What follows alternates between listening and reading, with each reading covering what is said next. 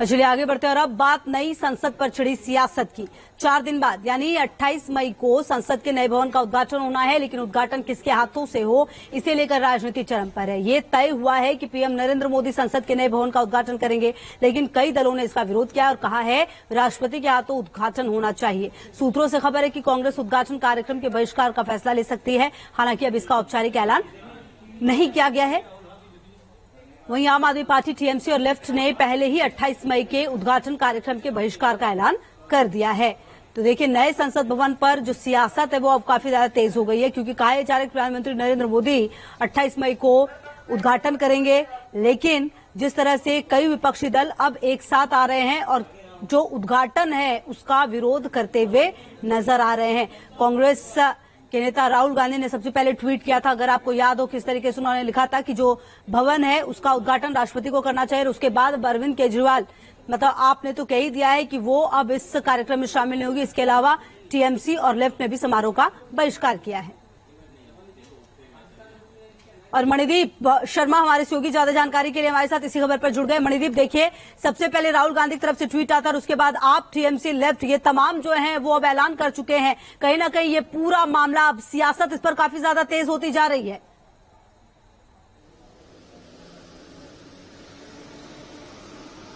जी देखिए, निश्चित तौर पर देश के प्रथम नागरिक का जिक्र करके देश के हर एक नागरिक तक इस नई संसद भवन को लेकर के जो सियासत का चक्रव्यूह है, प्रधानमंत्री नरेंद्र मोदी को उसमें फंसाने की कोशिश विपक्ष के द्वारा की जा रही है। सूत्रों के हवाले से खबर है कि जो विपक्ष है वो एक संयुक्त बयान भी जल्द जारी कर सकता है।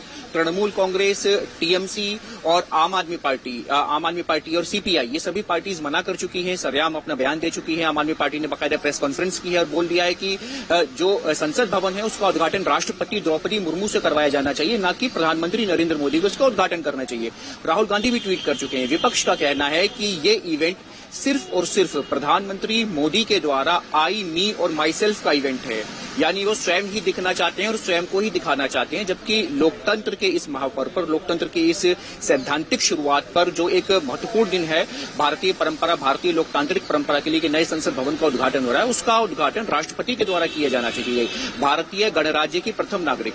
तो विपक्ष इस मुद्दे को लेकर के जन जन के बीच जा रहा है, एक मैसेज देने की कोशिश कर रहा है। सूत्रों के हवाले से खबर है कि राहुल गांधी ने बेशक ट्वीट किया है, लेकिन सूत्रों के हवाले से खबर है कि कांग्रेस पार्टी भी अपने जो सलाहकार हैं, जो दूसरी अन्य यूपीए की पार्टियां हैं, उनसे डिस्कस करके, सूत्रों के हवाले से खबर है, कांग्रेस पार्टी भी यदि इस आयोजन का बायकॉट करती है तो एक बड़ी मैसेजिंग संयुक्त विपक्ष के द्वारा प्रधानमंत्री नरेंद्र मोदी के मैंडेट के खिलाफ दी जाएगी कि आखिर वो नई संसद भवन का उद्घाटन द्रौपदी मुर्मू, राष्ट्रपति से क्यों नहीं करवा रहे हैं। इस मुद्दे को लेकर के विपक्ष लगातार हमलावर है, ट्वीट्स हो रहे हैं, प्रेस कॉन्फ्रेंस की गई है, संयुक्त बयान विपक्ष जल्द जारी कर सकता है। तो निश्चित तौर पर ये जो 28 मई को नई संसद का उद्घाटन होना है, इस इवेंट पर प्रधानमंत्री नरेंद्र मोदी को, केंद्र की सरकार को विपक्ष के द्वारा घेरने की लगातार कोशिश की जा रही है। और यदि विपक्ष संयुक्त और सामूहिक रूप से अपना बयान जारी करता है तो कहा जा सकता है कि देश में एक मैसेज देने की कोशिश की जाएगी कि लोकतंत्र के 2 प्रमुख आयाम होते हैं किसी भी लोकतांत्रिक देश के, गणराज्य की प्रथम नागरिक यानी राष्ट्रपति और उसके प्रधानमंत्री।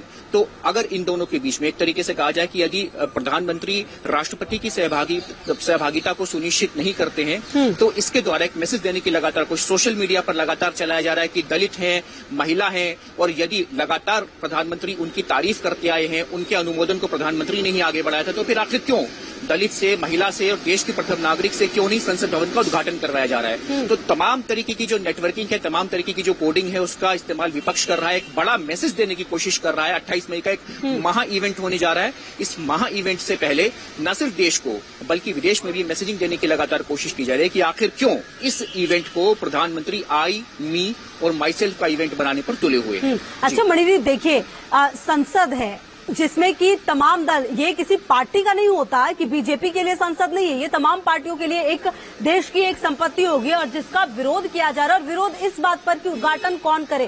क्या लगता है आपको कि ये जो एक कोशिश है, विपक्ष एक साथ आकर, एकजुट आकर एक मैसेज देना चाह रहा है, और अगर ये मैसेज देना चाह रहा है तो इसका असर कितना हो पाएगा, क्योंकि ये कितना सही लगता है एक ऐसी इमारत के लिए विरोध करना कि भाई उद्घाटन प्रधानमंत्री नहीं राष्ट्रपति करें।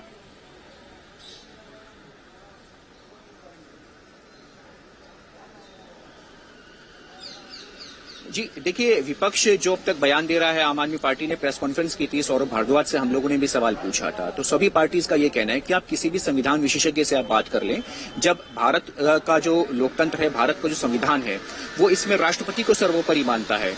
तो मंत्रिमंडल की सलाह पर प्रधानमंत्री काम करते हैं।